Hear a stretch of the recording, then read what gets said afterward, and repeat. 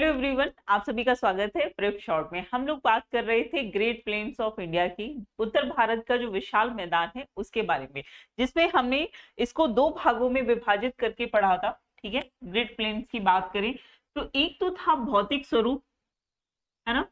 एक हमने देखा भौतिक स्वरूप, ठीक है, जिसे हम स्थलाकृति भी बोलते हैं, कृतिक, ठीक है। और दूसरा था प्रादेशिक, है ना। स्थलाकृतिक की बात करें तो इसमें हमने क्या क्या बात, किस किस चीज के बारे में बात की। इसमें हमने बात की भावर क्या होता है ना। बांगर क्या होता है, सॉरी, भावर क्या होता है। इसके अलावा फिर हमने बात की तराई क्षेत्र किसे कहते हैं, है ना। बांगर क्षेत्र क्या होता है, खादर क्षेत्र क्या होता है, और डेल्टा। ठीक है, ये हमने किसमें देखा था, स्थलाकृतिक स्वरूप में। प्रादेशिक स्वरूप में मैंने आपको बताया था कि पंजाब हरियाणा का मैदान हो गया, गंगा का मैदान और ब्रह्मपुत्र का मैदान, जो कि प्रादेशिक रूप से मैदानी क्षेत्र का निर्माण करते हैं, जिसमें अभी तक हमने पंजाब और हरियाणा,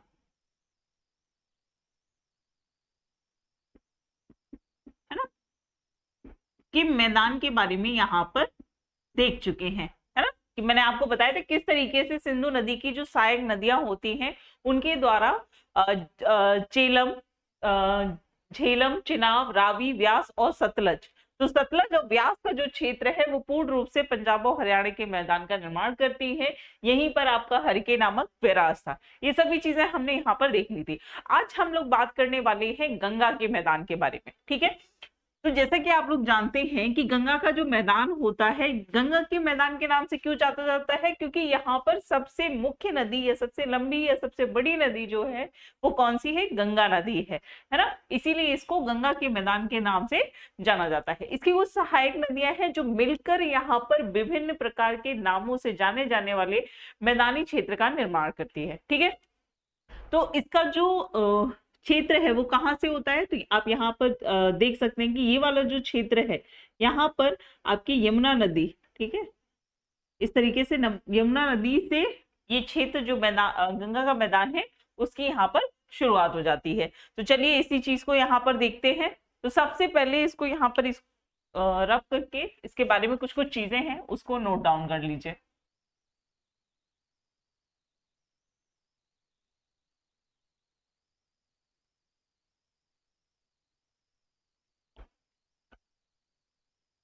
कि सबसे पहली चीज तो ये कि गंगा का मैदान कहाँ से कहाँ तक है, तो याद रखिएगा ये कहाँ तक है, तो यमुना नदी से लेकर, क्योंकि यमुना नदी जाकर आगे जाकर इलाहाबाद में किससे मिल जाती है, गंगा नदी से मिलती है, और गंगा नदी आगे जाकर बांग्लादेश में ब्रह्मपुत्र नदी से मिलती है ना। यहाँ से होकर आती है जो ब्रह्मपुत्र नदी, वो आगे जाकर गंगा से मिलती है और यहाँ पर समाप्त हो जा सकती है, समाप्त हो जाती है। तो आप कह सकते हो यमुना नदी से लेकर बांग्लादेश तक का जो क्षेत्र है ना, वो क्या कहलाएगा आपका। यहाँ पर आप देख सकते हो ना, ये यहाँ तक, यहाँ से इस तरीके से ब्रह्मपुत्र नदी आएगी, है ना, ये प्रवेश करेगी, ये असम है, और असम से लेकर, है ना, यहाँ से शुरू हो जाता है, ये है यहाँ पर इस तरीके से देखोगे तो ये यहाँ पर डुबरी नामक जगह है असम में, यहीं से क्या करती है, बांग्लादेश में प्रवेश करती है ब्रह्मपुत्र नदी। तो ये जो ब्रह्मपुत्र नदी जब यहाँ पर आ जाती है तो ये क्या करेगी, गंगा के नाम से ही जानी जाएगी। तो यहाँ पर इसकी सीमा तक हम कह सकते हैं कि असम की सीमा तक का जो क्षेत्र है वो क्या कहलाएगा, आपका गंगा का मैदान। तो यमुना नदी से लेकर बांग्लादेश असम सीमा तक, तो इसको लिख लो कि यमुना नदी से लेकर कहां तक है, बांग्लादेश, बांग्लादेश सीमा तक, ठीक है, सीमा तक। ये चीज यहाँ पर क्लियर होगी। इसका जो पूरा क्षेत्र है ये कितना हो गया आपका, लगभग 1400 किलोमीटर। कितना क्षेत्र है आपका? लगभग 1400 किलोमीटर। इसको 3 भागों में, मैंने आपको प्रीवियस क्लास में बताया था कि जो गंगा का मैदान है इसको हम 3 भागों में विभाजित करके पढ़ते हैं। ठीक है, सबसे पहला जो है वो कौन सा है आपका? उत्तरी गंगा का मैदान, ऊपरी गंगा का मैदान। ठीक है, दूसरा कौन सा है? दूसरा है मध्य गंगा का मैदान का मैदान, और तीसरा है आपका निम्न गंगा का मैदान, गंगा का मैदान। ठीक है, ये 3 भागों में हम इसको विभाजित करके पढ़ते हैं। अब यहाँ पर हम देखेंगे कि ऊपरी गंगा का मैदान कहाँ से कहाँ तक है, मध्य गंगा का मैदान कहाँ से कहाँ तक है, और निम्न गंगा का मैदान कौन सा क्षेत्र कहलाता है। ठीक है, तो जब ये नदी, गंगा नदी यहां से निकली, ये यमुना नदी आ गई, आगे बढ़ती है, तो यहाँ पर आप देखोगे इस तरीके से क्या होगा, ढलान से नीचे आकर नदी क्या करेगी, आगे की तरफ बढ़ेगी और आगे जाकर बांग्लादेश में समाप्त हो जाएगी। ठीक है, तो यहाँ पर हम कह सकते हैं कि यमुना नदी क्षेत्र, यमुना नदी से लेकर, ठीक है, 100 मीटर तक, कितना, 100 मीटर की जो समोच्च रेखाएं हैं यहां तक का क्षेत्र, कितनी, 100 मीटर समोच्च रेखा, या फिर क्या कह सकते हो इसको, लगभग 100 सेंटीमीटर वर्षा तक का क्षेत्र, 100 सेंटीमीटर वर्षा क्षेत्र। ये वाला जो भाग है ना, इसको हम बोलते हैं ऊपरी गंगा का मैदान। क्या बोलेंगे? ऊपरी गंगा का मैदान। ठीक है, इसके बाद इस 100 सेंटीमीटर वर्षा से लेकर जो फरक्का तक का क्षेत्र है, कहां पर, पश्चिम बंगाल में, यहां पर आप देखोगे, यहां पर आकर कौन सा फरक्का वाला जो क्षेत्र है, यहां तक का जो क्षेत्र है, इसको हम क्या बोलेंगे? मध्य गंगा का मैदान। यहां पे लिख लो, फरक्का, वेस्ट बंगाल, पश्चिम बंगाल में। ठीक है, फरक्का तक का जो क्षेत्र है ये यहाँ पर क्या कहलाएगा आपका? ऊपरी गंगा का मैदान। ठीक है, सॉरी, यहाँ पे ये वाला क्षेत्र क्या हो जाएगा? मध्य गंगा का मैदान। ठीक है, ये बांग्लादेश की सीमा तक रहेगा। फिर ये आगे बढ़ेगा तो यहाँ पे क्या करेगा? डेल्टा का निर्माण करेगा। गंगा और ब्रह्मपुत्र नदी मिलके करती है, तो जो डेल्टा वाला क्षेत्र है, ठीक है, यहाँ पर ये क्या बनाएगा आपका? ये वाला क्षेत्र होगा आपका निम्न गंगा का मैदान। ठीक है, यहाँ पर बहुत सारी जो नदियां हैं, गंगा की सहायक नदियों के बारे में अभी हम पूर्ण रूप से सिर्फ नदियों के बारे में नहीं पढ़ेंगे, लेकिन यहाँ पर हम देखेंगे कि किस तरीके से गंगा की सहायक नदियों के द्वारा मैदानी क्षेत्र का निर्माण किया जाता है और उनको उस क्षेत्र में अलग अलग नामों से जाना जाता है। ठीक है, पहली चीज ये यहाँ पर समझ में। अब देखो यहाँ पे एक चीज समझने वाली है कि जब नदी युवा अवस्था में होती है या फिर अपने प्रारंभिक चरण में होती है तो उसकी गति क्या होती है? गति क्या होगी? तेज होगी, है ना, तेज होगी। तो जब गति तेज होती है और जब मैदानी क्षेत्र में पहुंचती है तो हमने आपको बताया था कि यहाँ पर क्या करेगा, यहाँ पर जब ये ऊपरी यहाँ पर पहुंचेगी, ठीक है, तो ये क्या करेगी? भांवर क्षेत्र का निर्माण करेगी। इसके नीचे आ जाएगी तो ये किसका निर्माण करेगी? तराई क्षेत्र का निर्माण करेगी। तो ऊपरी गंगा का मैदान की अगर हम बात करें तो यहाँ का जो क्षेत्र होता है, बेसिकली यहाँ पर किस तरीके की जो स्थलाकृतिक रूप होता है वो कैसा होता है? बांगर क्षेत्र होता है। बांगर और खादर क्या होते हैं ये मैंने ऑलरेडी आपको प्रीवियस क्लास में कराया। ठीक है, तो ये बांगर क्षेत्र होता है, लेकिन थोड़ा बहुत यहाँ पर खादर क्षेत्र भी होता है। ठीक है, सबसे ज्यादा उपजाऊ जो क्षेत्र होता है वो खादर क्षेत्र ही माना जाता है। तो यहाँ पर अगर आप देखोगे तो ये कौन सा है? बांगर मुख्य तौर पे होगा, लेकिन कुछ कुछ जगह पे खादर भी होगा। जैसे जैसे हम आगे बढ़ेंगे मध्य गंगा के मैदान की तरफ तो यहाँ का क्षेत्र कैसा होगा? खादर क्षेत्र होगा। ठीक है, अत्यधिक खादर क्षेत्र होगा। और यहाँ पर आप आगे बढ़ोगे, ठीक है, निम्न गंगा के मैदान पे तो सबसे ज्यादा खादर जो क्षेत्र है ना, यहाँ पे इस तरीके से एग्रो लगा लो अप साइड में, ठीक है। तो यहाँ पर सबसे ज्यादा खादर क्षेत्र आपको मिलेगा, ठीक। अब क्योंकि मैंने आपको यहाँ पे स्टार्टिंग में ही बताया था कि जब नदी यहाँ से प्रवाहित हो रही है, इसकी गति तेज है, ठीक है, तो ये क्या करेगी, बहुत ही ज्यादा गहराई में तीव्र गार्ज बनाती हुई बहेगी। लेकिन जैसे जैसे ये आगे बढ़ेगी, इसकी गति में क्या होगा, धीमापन आएगा, है ना, गति ज्यादा कम हो जाएगी, और ये क्या होगी, अपने क्षेत्र का बहुत ज्यादा विस्तार करती हुई आगे बढ़ेगी। यानी कि खादर क्षेत्र जो है वो बहुत ज्यादा विस्तृत रूप में आपको यहाँ पर देखने को मिलेगा, ठीक है।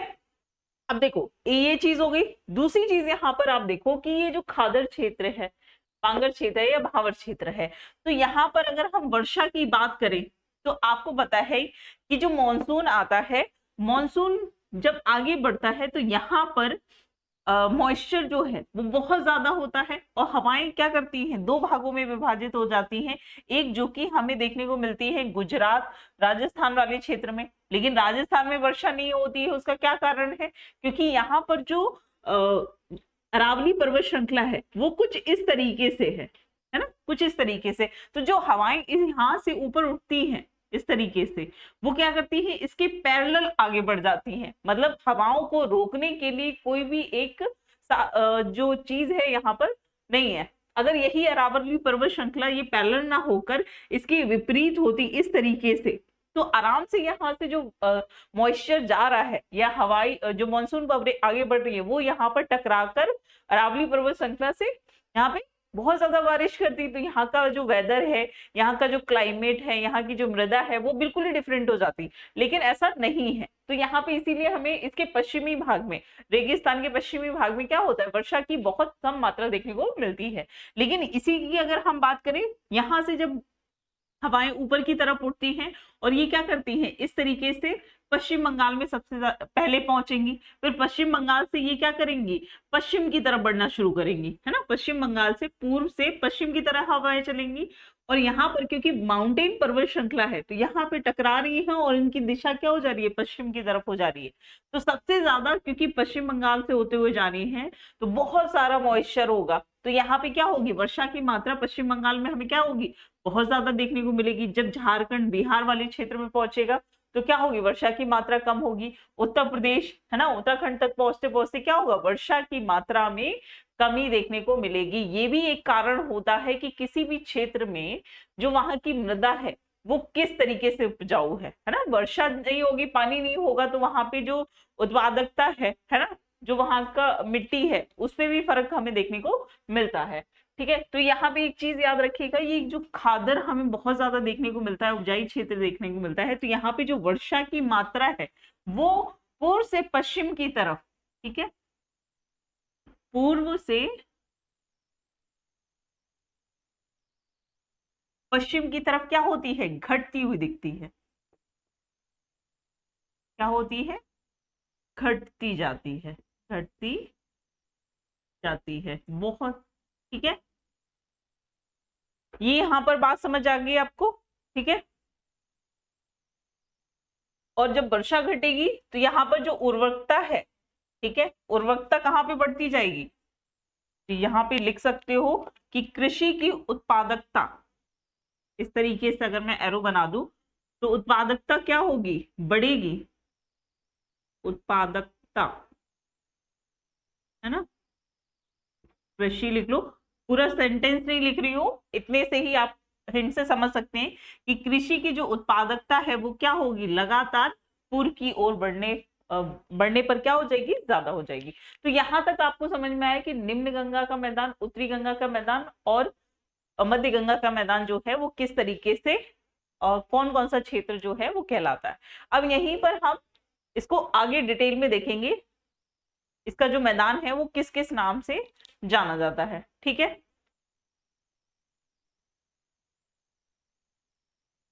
और जो भी चीजें हैं वो साथ के साथ लिखते चलना, ड्रॉ करते, जितना ज्यादा ड्रॉ करोगे ना ऐसा लगेगा कि ये तो मैंने बिल्कुल पढ़ा हुआ है, कभी नहीं। जैसे हम कोई चीज लिखते हैं ना और भूल जाते हैं, लेकिन ड्राइंग करके अगर आप कुछ कर रहे हो ना बिल्कुल आपको याद रहेगा। इसीलिए ज्योग्राफी को इतना सारा फैक्ट होने के बाद भी आपको क्या होता है, याद हो जाती है। लेकिन यही सब्जेक्ट अदर होते हैं, हिस्ट्री होता है, ज्योग्राफी होता है, या फिर सॉरी हिस्ट्री होता है, इकोनॉमिक्स होता है, तो उसमें दिक्कत आती है आपको, है ना, याद करने में, फैक्ट्स को रटने में। लेकिन यहाँ तो क्या है, एकदम नाक नक्शा बनाना है, कर लो याद फिर अच्छे से, ठीक है। ये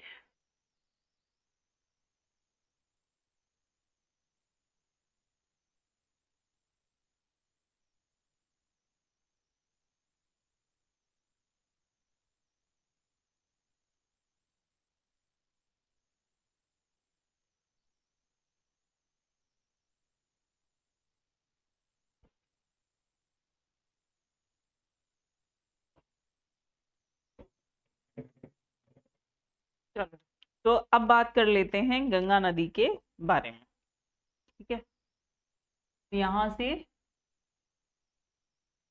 इस तरीके से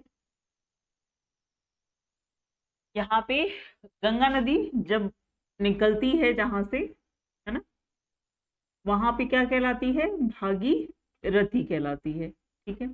और इसमें सबसे पहले जो नदी मिलती है वो कौन सी है आपकी, अलकनंदा, ठीक है? अलकनंदा नदी, ठीक है। और ये दोनों कहाँ पर मिलती हैं, ये भी इंपॉर्टेंट है। इसके बाद दूसरी नदी जो आकर गंगा में मिलती है वो कौन सी है, रामगंगा, ठीक है। ये भी क्वेश्चन पूछा जाता है नदी के क्रम में, क्योंकि नदी जो है वो हम अलग से भी पढ़ेंगे यहाँ पे, क्योंकि हम इसके मैदानी क्षेत्रों का बात कर रहे हैं, तो ऑब्वियस है कि मैदानी क्षेत्र का निर्माण नदियों के द्वारा है, तो उसके उसको भी हमें देखना पड़ेगा, ठीक है।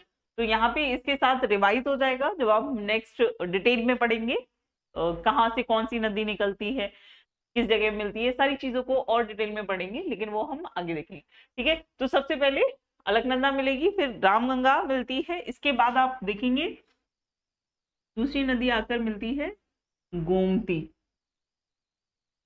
कौन सी, गोमती नदी, ठीक है। गोमती के बाद आती है घग्गर, घग्गर नदी, ठीक है। फिर आती है आपकी गंडक, गंडक, बूढ़ी गंडक, बूढ़ी गंडक, और फिर आ जाती है महानंदा, महानंदा, ठीक है। ये हो गई। और ये भी याद रखिए, देखो यहाँ पर ये क्वेश्चन भी पूछा जाता है, क्योंकि यहाँ पे भी बताती चल रही हूँ, आगे भी बताऊंगी कि जब कोई नदी कहीं से निकलती है तो वो जैसे जैसे आगे बढ़ती है उसको हम उसका डायरेक्शन मानते हैं, और उस डायरेक्शन के आधार पर उसका लेफ्ट और राइट देखते हैं। तो अगर ये नदी यहाँ से निकल रही है, मैं इस तरीके से खड़ी हूँ, मैं आगे बढ़ूंगी, तो मेरा लेफ्ट और राइट क्या हो जाएगा, ये मेरा राइट हैंड है और ये लेफ्ट साइड हो जाएगा। तो यहाँ पर ये क्वेश्चन पूछा जाता है कि गंगा नदी से कौन सी नदी जो है वो लेफ्ट साइड से, है ना, या बाएं तरफ से आकर मिलती है, कौन सी नदी राइट साइड से मिलती है, तो वो भी यहाँ पे आप देख सकते हो, है ना। देखो जब भी कोई चीज पढ़ रहे हो उसको कई डायमेंशन से एक ही बार में देखने की कोशिश करो, जिससे कि दोबारा अगर वही चीज पढ़ोगे तो फिर अलग तरीके से अलग फैक्ट्स आपको नजर आएंगे। तो यहाँ पर क्या हो गया आपका, रामगंगा हो गया, गोमती, घग्गर, गंडक, बूढ़ी गंडक और महानंदा नदी आकर मिलती है, ठीक है। इसके बाद बात करें तो यहाँ पर इलाहाबाद में, इलाहाबाद क्या, अब प्रयागराज में आकर जो नदी मिलती है ये कौन सी है, यमुना नदी, है ना। यमुना नदी यहाँ पर आकर कहाँ, किस जगह मिलेगी, प्रयागराज,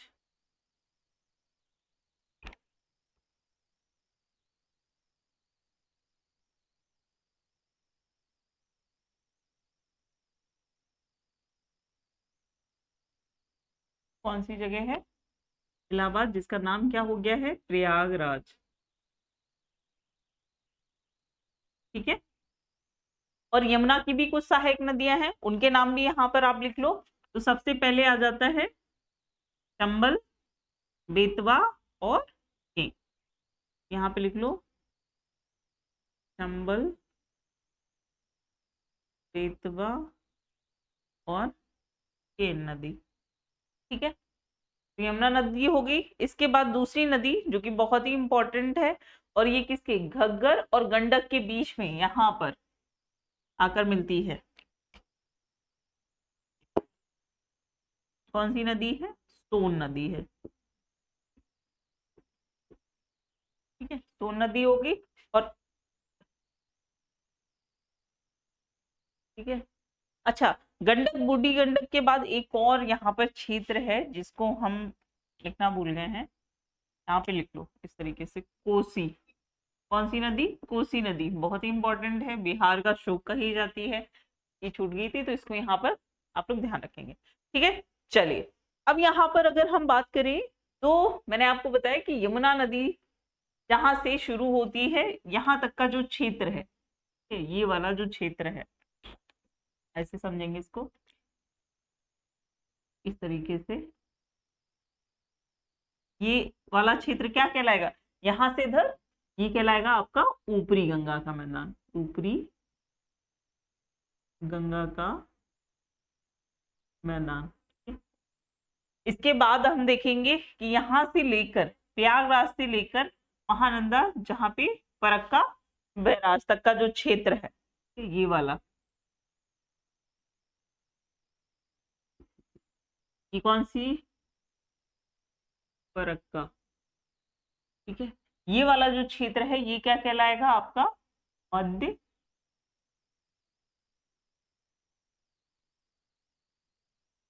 गंगा का मैदान। और फिर फरक्का के आगे का जो क्षेत्र है यहाँ पर, फिर ये पूरा डेल्टा वाला क्षेत्र, सुंदरवन डेल्टा, ये क्या कहलाएगा आपका, निम्न गंगा का मैदान। ठीक है, चलिए अब यहाँ पर इसके मैदानी क्षेत्र के बाद बात कर लेते हैं। तो सबसे पहले हम ऊपरी गंगा की अगर हम बात करें तो ऊपरी गंगा में आपको कौन कौन सा क्षेत्र देखने को मिल रहा है। तो सबसे पहले बात कर लेते हैं कि जो रामगंगा वाला क्षेत्र है, ठीक है, ये जो रामगंगा वाला क्षेत्र है, ये इस वाले क्षेत्र में जो मैदान का निर्माण होता है इसको किस नाम से जाना जाता है, इसको कहते हैं रुहेलखंड। क्या बोलते हैं, रुहेल खंड का मैदान। ठीक है, रुहेल खंड का मैदान। ठीक है, कौन सा, ये पूरे यहाँ पर कुछ गोमती वाला क्षेत्र भी होगा और कुछ रामगंगा का क्षेत्र हो जाएगा। ठीक है, फिर आ जाते हैं आगे देखेंगे तो ये जो गोमती वाला क्षेत्र में गोमती नदी के द्वारा जो मैदानी क्षेत्र का निर्माण किया जाता है इसको हम बोलते हैं अवध का क्षेत्र। क्या बोलते हैं, अवध का मैदान। ठीक है, ये कौन सा हो जाएगा, अवध का मैदान। अच्छा, यहाँ पर मैंने ये नहीं लिखा कि कौन सी नदी कहाँ पर मिलती है, एक बार इसको भी यहाँ पर लिख लो कि अलकनंदा और जो भागीरथी है ना, ये यहाँ से आगे बढ़ती है तो क्या कहलाती है, गंगा। ये कहाँ पर मिलती है, ये मिलती है देव प्रयाग पर। ठीक है, देव प्रयाग, इससे पहले ये पंच प्रयाग का निर्माण भी करती है और ये क्वेश्चन आपसे पूछा जाता है। पंच प्रयाग का निर्माण जो है अलकनंदा से और 5 नदियां आकर मिलती हैं। ठीक है, सबसे आखिरी में कौन सी नदी मिलती है, भागीरथी। इससे पहले मंदाकिनी, नंदाकिनी, पिंडर, है ना, ये सभी नदियां मिला के अलकनंदा से क्या किस चीज का निर्माण करती है, पंच प्रयाग का। उससे भी क्वेश्चन पूछा जाता है, उसको हम रिवर वाले सेक्शन में देखेंगे। ठीक है, तो देव प्रयाग में मिल गई। इसके बाद अगर हम बात करें रामगंगा की, तो रामगंगा कहाँ पर मिलती है, रामगंगा गंगा नदी से कन्नौज में जाकर मिलती है। कहाँ पर, कन्नौज में। ठीक है, इसके बाद हमने यमुना का देख लिया, यमुना कहाँ मिल रही है, प्रयागराज इलाहाबाद में। गोमती नदी की बात करें तो गोमती कहाँ पर मिलती है, गाजीपुर। ये गाजीपुर, गाजीपुर से आगे बढ़ेंगे, गाजीपुर जो है वो बिहार से लगा हुआ डिस्ट्रिक्ट है ना, सबसे पूर्वी जिला है। सबसे पूर्वी तो खैर बलिया है, लेकिन वैसे देखें तो ये पूर्वी साइड से लगा हुआ जिला है जो कि बिहार के साथ बॉर्डर बनाता है। तो यहाँ पर आकर गोमती नदी मिलती है। ठीक है, घग्गर की बात करें तो घग्गर नदी छपरा पे आकर, छपरा जो कि बिहार में है, छपरा पर आकर मिलती है। सोन नदी की बात करें तो ये पटना, पटना में आकर गंगा नदी से आकर मिल जाती है। ठीक है, इसके बाद गंडक की बात करें, गंडक कहाँ आकर मिलती है, हाजीपुर। ठीक है, कहाँ पर? गंडक नदी गंगा से कहाँ मिलती है? हाजीपुर जगह पर। इसके बाद बात करें अगर हम कोसी की, तो कोसी कहाँ मिल रही है? भागलपुर में। क्वेश्चन पूछा जाता है भागलपुर में कि कौन सी नदी गंगा नदी से कहाँ पर आकर मिलती है, इसलिए बहुत इंपॉर्टेंट हो जाता है, इसको ध्यान रखिएगा। कोसी नदी से भागलपुर, कोसी भागकर गंगा से मिल ली, है ना, इस तरीके से याद रख सकते हो। गाजीपुर हो गया, ठीक है। और यहाँ पर महानंदा कहाँ पर? तो ये तो मैंने ऑलरेडी बताया कि यहाँ पर क्या है, फरक्का, ठीक है, फरक्का नामक जगह पर, यहीं पे फरक्का बैराज बना हुआ है, ठीक है। फरक्का बैराज से जब नदी गंगा आगे बढ़ती है तो फिर से भागीरथी कहलाती है। खैर, तो देवप्रयाग से लेकर फरक्का तक गंगा नदी के नाम से जानी जाती है। तो हमने बात कर ली रामगंगा का जो क्षेत्र है वो रोहेलखंड का मैदान हो गया, अवध का मैदान गोमती नगर वाला क्षेत्र हो गया, ठीक है। इसके बाद बात करें तो जो सोन नदी वाला क्षेत्र है, ये वाला जो क्षेत्र है ना, सोन नदी से लेकर ये वाला जो क्षेत्र है, इसे क्या कहते हैं? इसे बोलते हैं मगध का मैदान। क्या बोलते हैं? मगध का मैदान, ठीक है। इससे पहले यहाँ पे देख लेते हैं कि जो गंगा नदी और यमुना नदी वाला जो क्षेत्र है, इसे हम क्या बोलेंगे? गंगा और यमुना का दो दोआब क्षेत्र। और दोआब क्या होता है ये ऑलरेडी मैंने आपको प्रीवियस क्लास में बताया। तो यहाँ पर इस वाले क्षेत्र को हम क्या बोलेंगे? लिख लो यहाँ पर, गंगा यमुना का दोआब क्षेत्र, दोआब क्षेत्र, ठीक है। इसके बाद हम आगे बढ़ेंगे और यहाँ पर देखेंगे कि जो घाघरा वाला क्षेत्र है, घाघरा और ये वाला क्षेत्र मिलके ही क्या बना रहा है? आपका अवध क्षेत्र का निर्माण करता है, ठीक है। इसके बाद गंडक बूढ़ी गंगा, गंडक के बाद बात करें, ये वाला जो क्षेत्र है, ये क्षेत्र कहलाता है सारण का मैदान। किसका मैदान? सारण,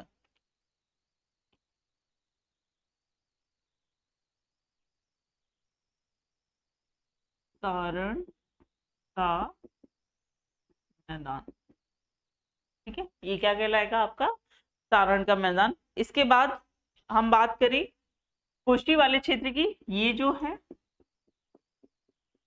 इसको हम कहते हैं पश्चिम बंगाल का मैदान। क्या बोलते हैं? पश्चिम बंगाल का मैदान, है ना। अब देखो यहाँ पे ये सब चीजें जो हमने पढ़ी हैं, अगर हम इसको खुद हाथ से नहीं ड्रॉ करेंगे तो हम भूल जाएंगे, ठीक है। क्या हो जाएगा?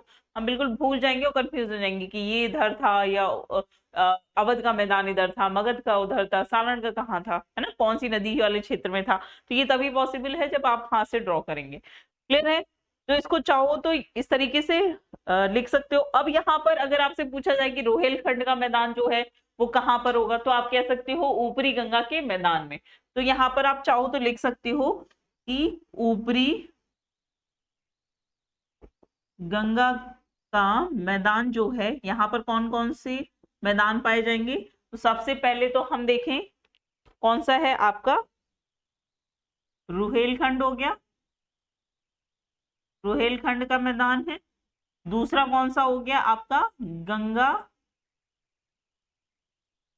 यमुना दोआब, यमुना का दोआब क्षेत्र हो गया। और तीसरा हो गया आपका, ठीक है, तो ये वाला नहीं, हाँ ठीक है, रोहेलखंड और गंगा यमुना का जो दोआब क्षेत्र है ये मिलके क्या करेंगे? रोहेलखंड। इसके अलावा आप देखेंगे कि जो अवध का क्षेत्र है ना, ये बहुत बड़ा क्षेत्र आता है, ठीक है। यहाँ पे भी कुछ कुछ क्षेत्र आता है। तो ये अवध का जो क्षेत्र है वो कुछ मध्य गंगा के और कुछ ऊपरी गंगा के मैदान में हमें देखने को मिलता है। तो तीसरा भी लिख सकते हो, अवध का मैदान, ठीक है। ये तो हो गया आपका ऊपरी गंगा का मैदान। अब यहीं पर अगर हम बात कर ले मध्य गंगा के मैदान की,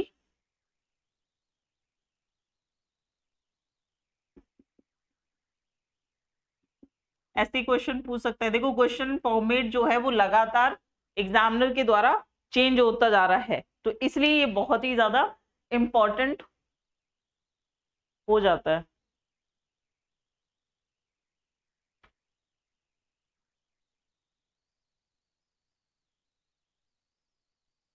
ठीक है, तो यहाँ पर लिख सकते हो आप लोग सारण का मैदान कौन कौन सा है, सारण का मैदान हो गया, दूसरा हो गया आपका मगध का मैदान, और तीसरा कौन सा हो गया आपका पश्चिम बंगाल का मैदान।